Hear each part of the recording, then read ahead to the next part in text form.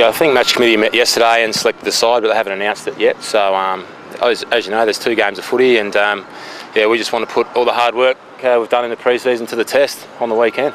You'll be there? You'll be playing? I'll be up there, yeah. Yep, for Mitch sure. Clark, what about him? Will he get to go up against his old club? Yeah, I assume so. As I said, the teams haven't been named yet, but yeah, he'll probably play.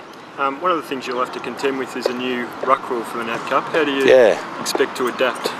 Yeah, look, it's a trial rule, and I'm looking forward to round 1 of the AFL season when the real rules kick in. But yeah, it'll be interesting, but every ruckman has to adjust and adapt to that rule. Have you done much work based on that rule? Not a great deal. No, we're still focusing on the season proper, but we had an intra-club last Friday, and that rule was in the whole day. And various training sessions throughout the pre-season, we've practiced that, and yeah. Do you think it has any place in the premiership season? My view is it doesn't, but that's just my opinion. And yeah. Why do you think that, Mark? I don't like going away from the traditional side of footy, but that's not my decision to make. Do you expect to change between forward and ruck a bit this year? I mean, obviously they want to use Mitch a little bit more up forward, but do you expect to see some time down there, maybe changing with him? Oh, look, I'm in the team as a ruckman, and that's my main priority role. If I get an opportunity to go forward, I'll grab it. But with big Steph Martin and Mitch Clark up there, I may not need to be required as often as last year up forward. What about your season last year? Obviously 2010 was an Australian year of breakthrough, I guess in many ways. Last year, obviously the injuries were a problem. Pretty confident that the body's right and you'll be able to get back to that 2010 sort of form. Is that the real goal? Yeah, definitely. I mean, that's my goal. It's my goal every year. But look, the injury last year was an impact injury, and no one can help that. But yeah, I put that behind me now, and looking forward to playing every game this year. Your contract is up at the end of the year. There's been plenty of speculation about the likes of Hurley, Cloak, etc. Are you putting off talking until the end of the year? That's right? No, that's not. That's not right. No, my manager's already met with the club this year. So you're hoping to stay those discussions now and going nothing signed yet, though? Yeah, no, they've only just met last week. So yeah, that's up to them to work out. To be a pretty long? I don't believe so. I don't believe so. So it's good news for the club. Yeah. Good news for yourself? Yes, I mean, I'm a Melbourne player, and yeah, that's where I want to play the rest of my footy. I'm 28 now, so yeah, it'd be good to be one club player, but yeah, just hopefully they can work that out. With 2 players or 2 ruckmen on the long-term injury list, how do you expect to be managed through the NAB Cup? Are you going to play every game? Or? I don't think any one player will play every game. I think most players will play 2 games, some players will play 3. But it also depends on how many guys are fit at the time.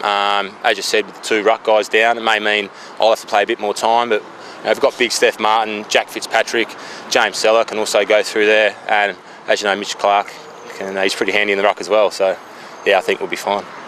Kyle Morton, we understand a little incident at home. Yeah. What can you tell us about that and his reaction to it? Obviously not a serious injury, but still frustrating. Yeah, not a serious one, but just one of those ones that happen in the backyard, and it's just a shame. He only missed a week, so it's not the end of the world for Kale, but he should be right round 2 of NAB.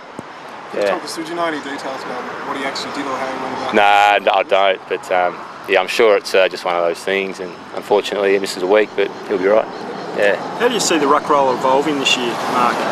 Obviously you spoke about playing forward, and last year was the Lee Brown factor and all those sorts of things. Yeah, I think the ruck role this year will be your main ruckman that's in the team to compete in the centre bounce and mainly around the ground.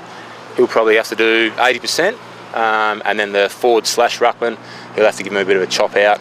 And whether the main ruckman can actually get a go forward or not, we'll just have to wait and see. Yeah, you planning to go forward? I mean, you said I like playing forward, so I'll just see what happens. But yeah, I'm not in the team to play forward, but if it comes, I'll take it. What sort of leaders are Jack Ryder's been over the first couple of weeks? Yeah, certainly by example. Those 2 blokes used to do everything right to the T. They're very vocal guys. They stand up and speak in front of the whole group, and they speak really well. You know exactly where you stand with them, and you know exactly what they want from you. They're also very approachable, and they're a lot younger than me, but I've looked up to the way they've led for probably the last couple of years now.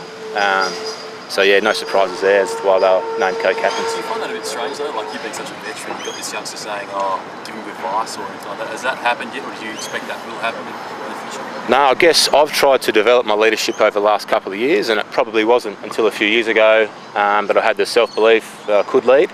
I guess that comes with playing more regular senior footy, confidence speaking and things like that. So I don't think it's strange. I can see how people might think that, but I've admired the way they've went about it for the last couple of years.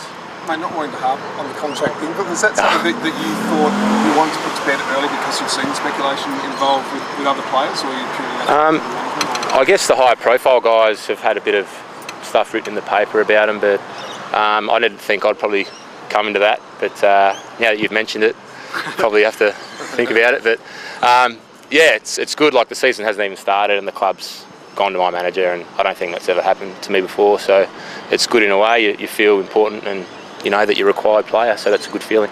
What you're all Australian, mate. So, what about priority pick? It's something that affected the club obviously in the past. There's been plenty of talk. We won't mention the T word, but now that ruling has changed, the players or yourself, do you have a reaction to that? Was it good to have that done? So clubs won't go through that sort of thing. Look, that's probably one of those things that as players we have no control over, and we just hear the outcome. Like, I only read about it yesterday.